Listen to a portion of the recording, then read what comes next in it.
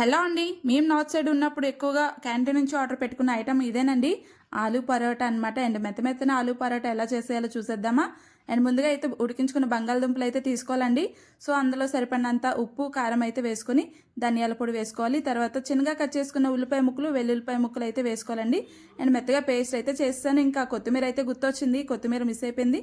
So, దాని ప్లేస్‌లో కరివేపాకు అయితే వేసేసాను. అండ్ తర్వాత పిండి అయితే కొంచెం ముందుగానే రెడీ చేసుకున్నానండి. సో, మనకి పిండి అయితే చాలా సాఫ్ట్‌గా అయితే పెట్టుకుంటే మనకి పరోటాలు చాలా సాఫ్ట్‌గా వస్తాయన్నమాట. సో, ఇంకా చపాతీలా పామేసి ఇంకా ముందుగా ప్రిపేర్ చేసుకున్న స్టఫింగ్ అయితే పెట్టేసుకొని, సో, ఇలా మోమోలాగా అయితే పెట్టుకోవాలండి. ఎక్కడ గ్యాప్ లేకుండా మొత్తం అంతా ఫోల్డ్ చేసేయాలి. సో, ఇలా ఫోల్డింగ్ అయిపోయిన తర్వాత మనకి చపాతీలా అయితే పాముకోవాలండి. సో, స్లోగా అయితే పామండి, వెయిట్ పెట్టద్దు. అండ్ తర్వాత ఇంకా పెనం పైన పెట్టి అటు ఇటు కొంచెం కొంతసేపు కాలిన తర్వాత అండ్ కొంచెం ఆయిల్ వేసి ఇటు అటు అయితే ఫ్రై చేసేయండి. సో, గోల్డెన్ ఫ్రై అయితే అయ్యింది కదా! సో, ఈ విధంగా చేస్తే పరోటా బావుంటది.